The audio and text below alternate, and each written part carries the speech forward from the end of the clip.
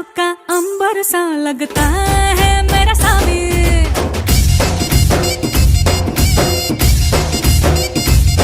मेरी राहों में फूलों का रास्ता है